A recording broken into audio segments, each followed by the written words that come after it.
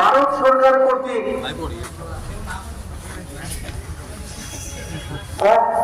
Amendment যে বিল নেওয়া হয়েছে, লোকসভা এবং রাজ্যসভায় সংখ্যাগরিষ্ঠতা থাকার কারণে যে অসাংবিধানিক বিল সংবিধানে পাস করা হয়েছে, তাহা এই দেশের সুনাগরিক হিসাবে, এই জেলার করিমগঞ্জ জেলার আমরা সুনাগরিক হিসাবে এই জেলার যুবকরা আমরা আজকে 11টার সময় কানিশাইল কমিউনিটি হলে একত্রিত হয়ে আমরা কিছু সিদ্ধান্ত গ্রহণ করেছি।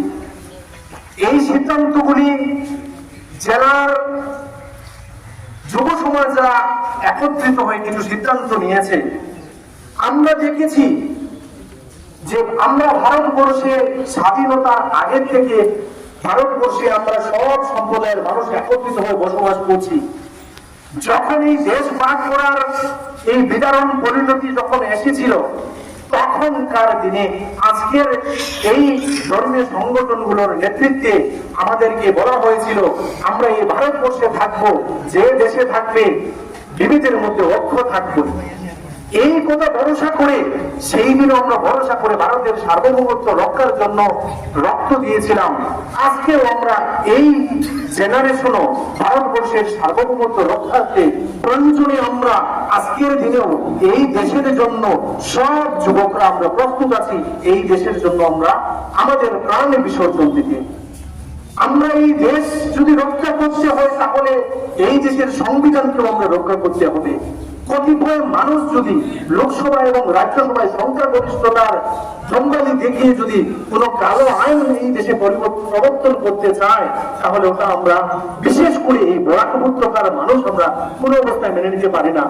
আজকে পর্যন্ত আমরা দেখেছি যে কোনো খ্রিস্টান মানুষ চায় না কোনো মসজিদ কমিটিতে এসে মসজিদ কমিটিতে থাকার জন্য।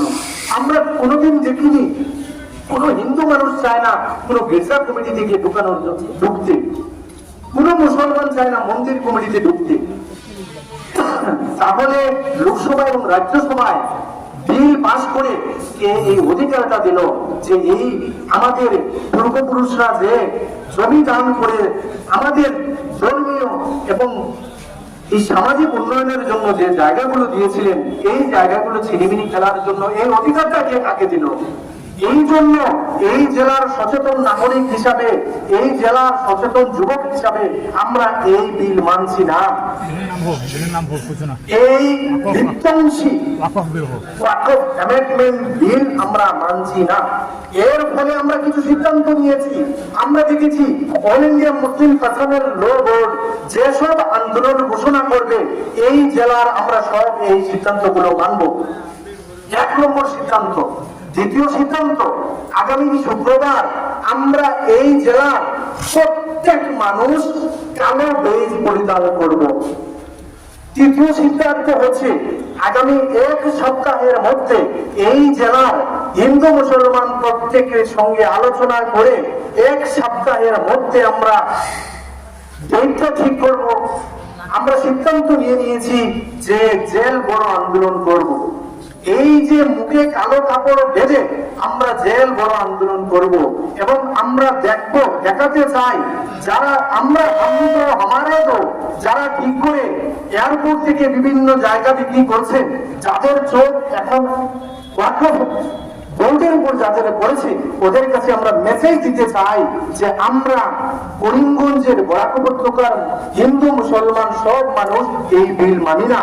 তাই আগামী 1 সপ্তাহের মধ্যে আমরা করিমগঞ্জের শহরতলি পরমারা অঞ্চলে জমায়েত হয়ে জেল বড় আন্দোলনের এক রূপরেখা গঠন করেছি। আমাদের এই জেলার প্রবীণ নাগরিক এবং বিভিন্ন সংগঠনের সহিত আলোচনা করে এই ডেটটা ঠিক করব। এতে আমরা সর্বস্তরের নাগরিকদের সহযোগিতা কামনা করছি। আমরা প্রতিবাদ জানাই, এই বিল আমরা কোনো অবস্থায় মানছি না।